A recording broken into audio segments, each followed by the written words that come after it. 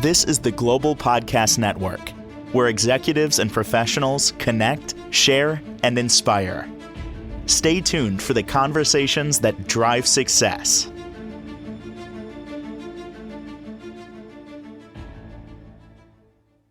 Welcome back, everyone. Many of us dealing with some physical challenges, sometimes pain with that. Imagine if there was a simple, effective, tested strategy to move you out of a lot of tension, give you relief when it comes to pain and discomfort. There is. It's actually, in my observation, learning from him, quite simple. It's called the Alexander technique, and he is a neuromuscular and rehab specialist who it's changed his life, and he's been enlightening us, and he helps people with this all the time. Travis Chastain is back with us. How you doing today? Steve, I'm great. Thanks for having me on again. It's fantastic to be here. Learning a lot with this. Yeah. And I'd love to start with an email that we got. Can we do that? Yeah, let's do it. All right. Instant feedback, Steve@gmail.com. You can always reach us. This is Lisa in Hurley, South Dakota, who says, my husband had a hip replacement and has had discomfort during the healing.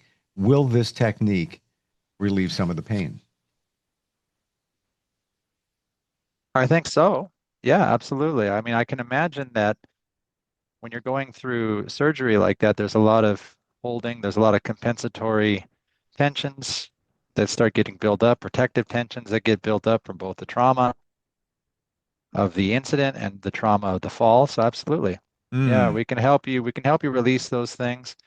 We can help you move with what you have in a way that really maximizes what you can do post-operation. Absolutely. So my first thought here, since I've learned about holding tension, that every situation is different. I just want to get that out of the way.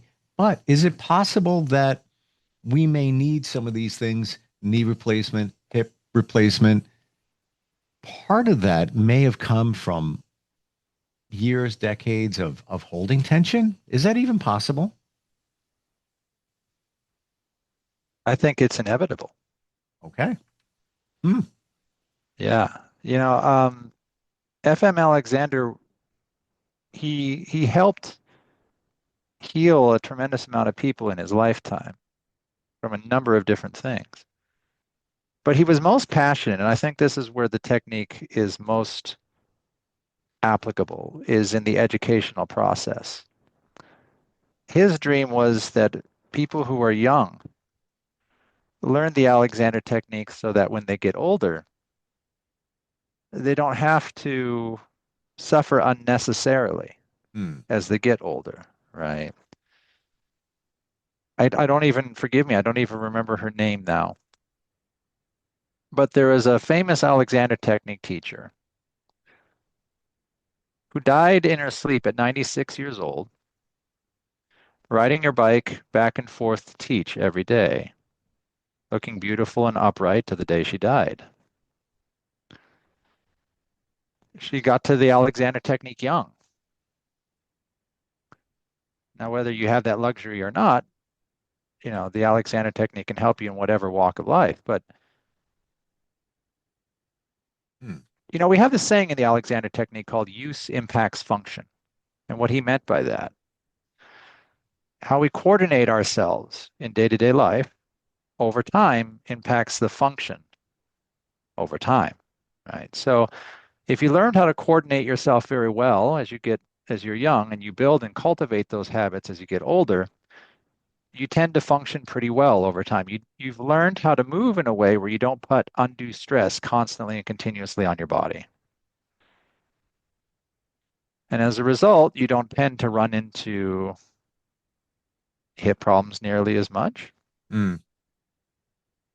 Maybe there's an Alexander technique teacher who has hip problems, but I don't know of any, frankly. I don't want to quote the entire population, but we tend to move well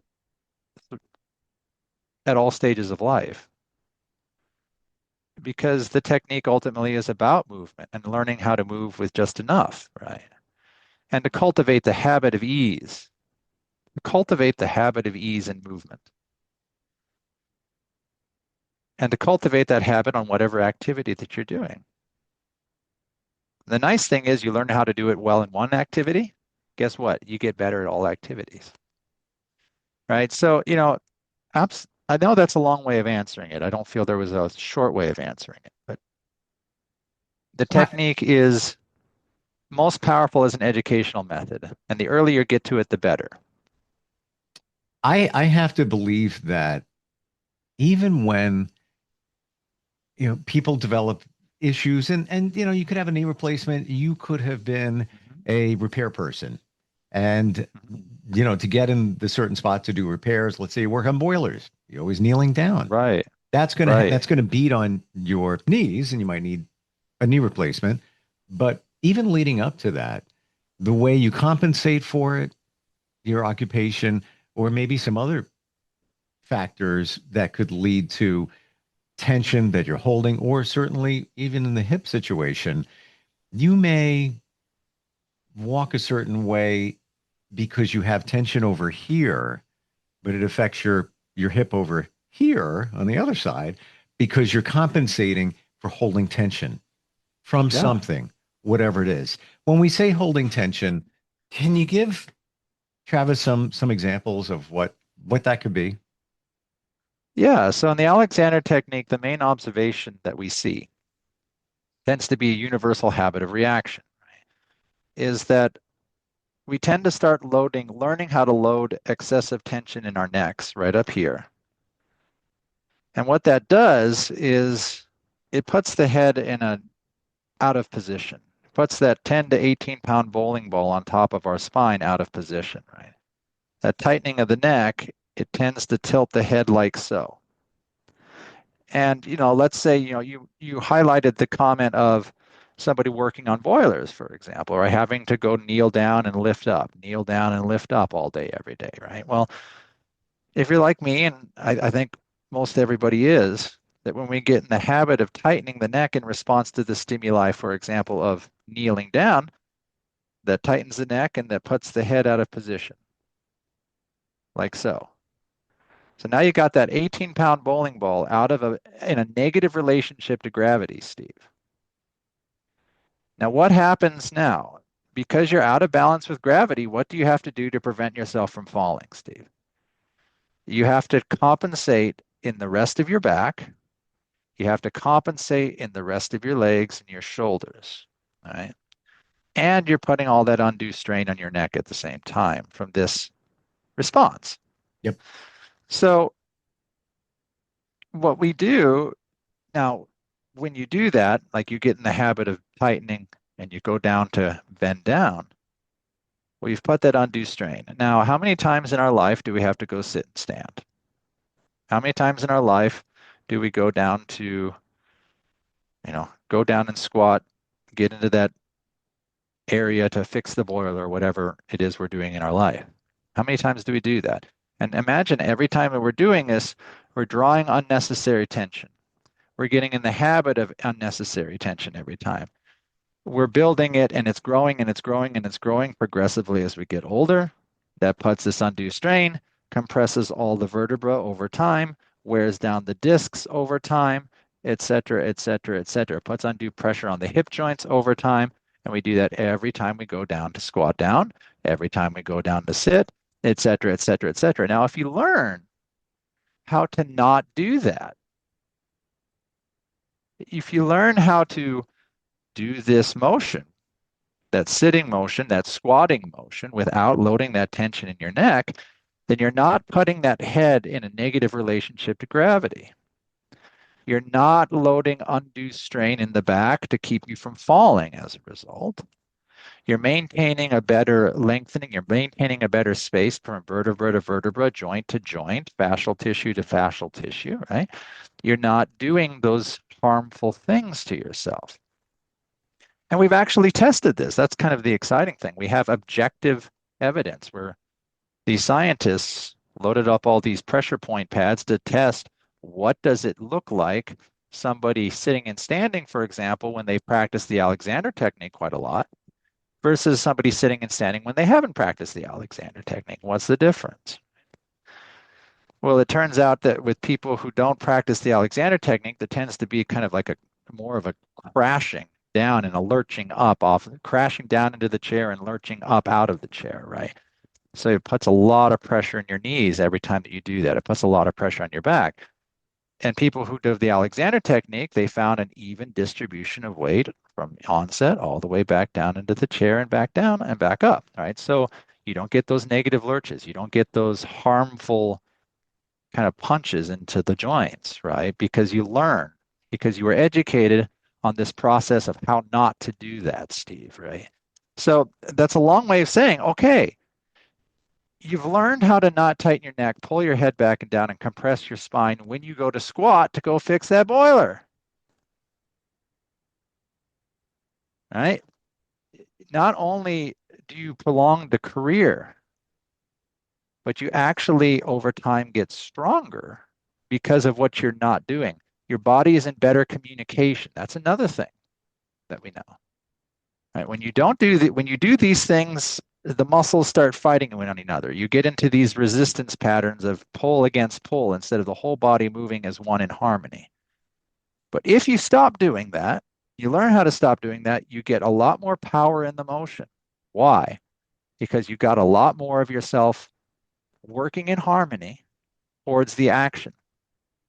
That thing that might have felt like 20 pounds when you lifted it, you think of your free neck, it's going to feel lighter. It's not lighter, but you have more of your muscle, you have more of your back, you have more of your connective tissue working in harmony to move the object as one instead of fighting all these undue strains, fighting all these resistances that don't need to be there, Steve, when you lift up, for example.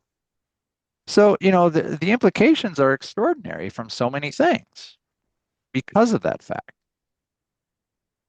Would you say that the biggest challenges we're going through in holding tension is overcompensating? So we're doing things to make up for the tension that we're holding, and that's really it's going in the wrong direction. Yeah, we can't help but overcompensate when we get in that negative relationship to gravity, right? We can't help it. You have to overcompensate, Right. otherwise you fall down. There's just no choice. If you don't overcompensate, you're going to fall. Gravity is a constant, Yeah. right? And So, we're great at creating habits. So what are we doing? We're creating a habit to get around maybe a physical challenge or tension, but we're just beating on our bodies in a different area. yeah, yeah. We get brutalized by tension over time. All of us do. We all get brutalized by tension over time. And unfortunately, we say, well, this is just how it is. Yep. I was there. It's just how it is. We say that because we don't know that there's a tool, right? We say that because we don't know that there's a process that has been very well tested, exceptionally well tested, that has been shown to help in so many different aspects of our lives that you can use to make the moment a little bit better. And then you can use it again to make the next moment a little bit better, Steve. It doesn't miraculously take all the problems and difficulties of life, but it makes you more resilient in the face of it, right? And it gives you a little bit more strength here, a little bit more ease there every single time you practice. Now, when you That's say a good deal. I practice, can't think of a better deal. oh, totally. Yeah, Feeling better and relief and knowing that maybe as you get up there in age that things are still going to be functioning the way you want them to. right. Let's say somebody works with you, they identify that there is a tension being held in the neck area. You work on that. Does it almost become instinctual to not hold that tension there? You don't even know you're doing it now that you've corrected it. And would you go on to the next maybe challenge? Or once you've mastered this, it kind of comes natural for the other areas once you learn the technique? Yeah, I think I understand what you're saying. So to answer the first part of that question, yes, it's very exciting because when we start working with this head neck back relationship, what FM Alexander called the primary control, because as it goes, everything goes. But when we start working on helping gently move the head, neck, and back into a better position when you're standing, for example, before we go for a walk or something like that, then you'll start to feel these, oh, I had no idea. Like I know like you said, I had no idea I was holding tension here, or oh wow, I'm starting to feel a little release in my ribs, right? Because they're all connected, right? You have muscle tissue that goes all the way from here all the way down to your sacrum. And they'll start to feel those things release. And absolutely, once they feel the release, Steve, then if they want to start habitually tightening, they're going about their day after their lesson, they're feeling good, they start walking. Oh, I feel that now. I feel that old habit wanting to creep back in. See, now it's come to the conscious space. Now, when that old habit wants to come back in, it comes into the conscious space.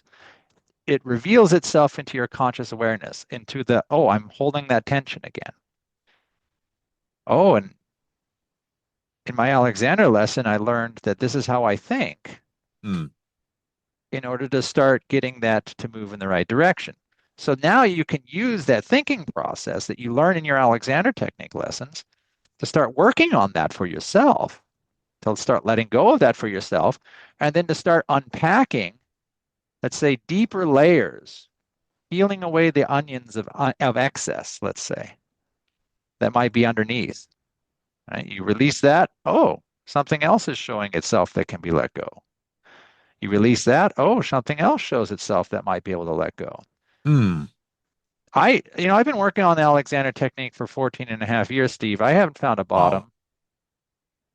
Wow. There's always something that I'm learning every day that I practice, and it's wonderful. Because what it's doing is continually sharpening the senses, Steve. Like every time you go into this process, you organize your coordination of your head, neck, back a little bit better. You release those undue strains on it a little bit better. And it's not relaxation, it's tone, by the way. It might be relaxation in the neck, but the tone of the back improves, right? And so, you feel this improvement of the tone. You get this positive shift in the coordination. It might be a lighter feeling when you walk or you dance. I love doing it when I'm ballroom dancing with my wife, for example.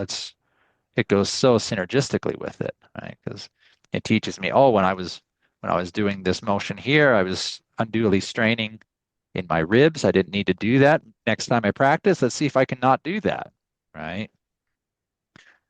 And so every time I uncover something, but that comes back to that word education, Steve, right? By giving me the awareness, sharpening the senses, I become much more aware of subtle tensions that are starting to grow in my body.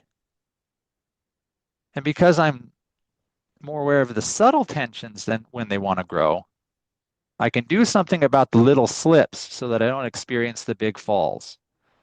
So that I don't experience that, oh, if I leave this alone, if I leave this alone, if I leave this alone, I'm Hmm. going to put that pressure on that, on that neck injury. All right. I still got scar tissue from that. You need to be cognizant of that. Right? But I don't ever run into that problem. Why? Because I feel the little slips. I feel the little changes for the worse in my coordination. And I can use this process to let go of it. Not all at once, but in little, safe chunks at a time. That's what the Alexander technique gives us. Would you say once you understand the technique that you have a better sense of self? You're Mm. living more in the now. And that's, it's a phrase, live in the present, live in the now. I get it, game changer for me, but more living in the now in a physical way where you're more aware of your movement and what you're doing. maybe not being like fully aware, but it's on your radar in some part of you. Is that, would you say that that happens with the Alexander technique once you figure it out? There's no doubt. There's no doubt. It's hard to live in the now, Steve, if you're in pain, right? Mm. It's hard to live in the now if you have anxiety or this, Oh, totally. compression, generated from all these excessive tensions and discomforts that you're experiencing. It's much more easy to be in that space when you're easy in your body, right? It's pretty hard to be in the now, in the space of silence, let's say, if you have all this noise in your nervous system chirping at your brain all day, every day. Who doesn't have that? It's annoying. It's Oh, yeah. exceptionally annoying, right?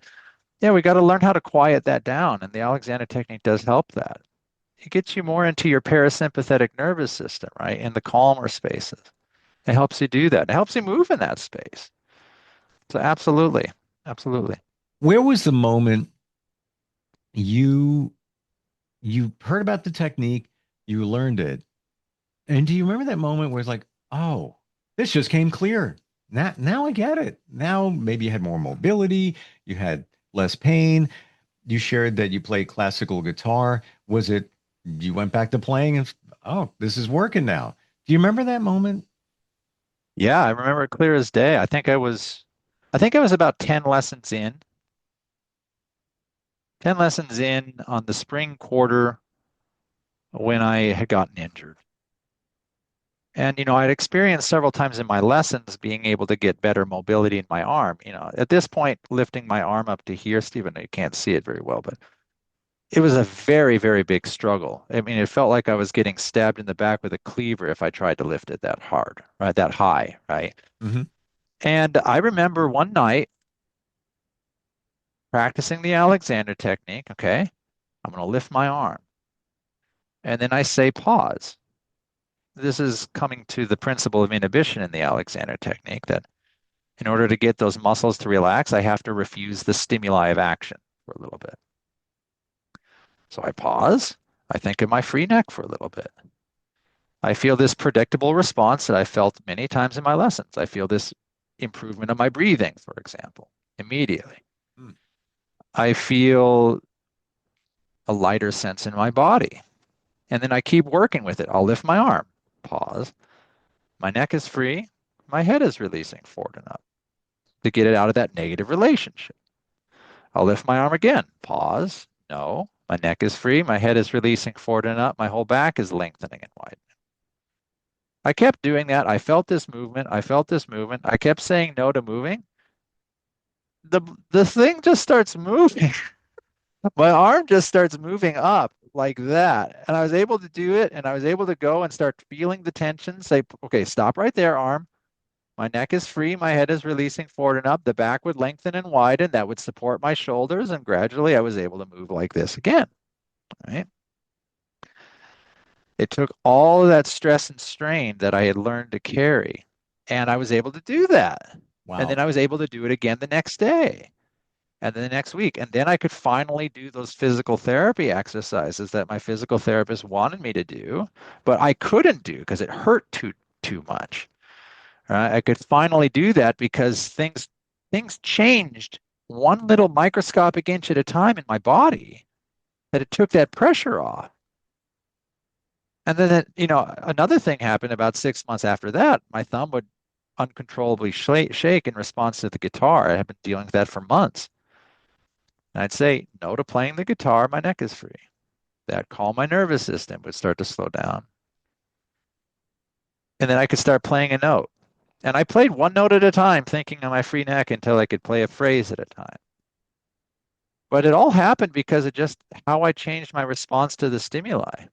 And that's ultimately what I want to harp on. That's what the Alexander technique is ultimately educating us on and teaching us to do, is to change our habitual response to the stimuli so that we don't put those undue strains on our body in response to that action or this action. Wow. I always wondered that moment where you had that mobility and Yeah. just it did feel like the chains are coming off you. And it was so easy. I mean, easy might be the wrong word. I mean, there was plenty of hard, hellish moments, Steve, but it was exceptionally simple. I just had to stand there and wait and think. I just had to stand there, wait, and think. Don't react. Don't immediately just say yes to lifting your arm because you're just going to do it the way you've always done it, and it's just always going to draw you into the same bloody problem. So you needed to be intentional Yes. using the technique. Yeah. It's almost like a workaround. Like It I'm gonna is do this. exactly. And that's exactly why FM called it an indirect method Okay. because it's a work around the problem, right? We don't deal with it directly because if we deal with it directly, we're going to do it with the same habitual tensions that we've always done it, right? And that Amazing. becomes a vicious spiral as we get older. I'm shocked that I haven't heard of this until we got together.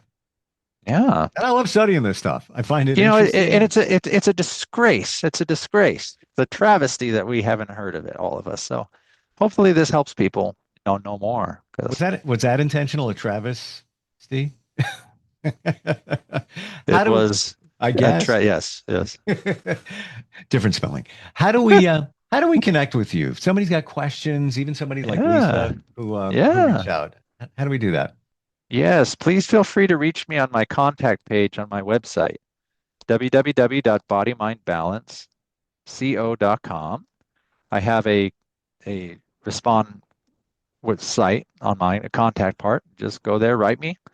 I'll be happy to answer any questions that you might have on the Alexander technique and how it can help. Fantastic. And this is not just something you picked up 6 months ago, almost decade and a half. Yeah. That it has changed your life. And truly grateful that you share it with us. And looking forward next time we get together. I can't wait, Steve. Likewise. Yeah, I've learned so much. I'm learning more every time. And by the way, instant feedback, steve@gmail.com. Got a question, comment, just want some insight on this technique that is literally life-changing. We'll be right back. This is the Global Podcast Network, where executives and professionals connect, share, and inspire. Stay tuned for the conversations that drive success.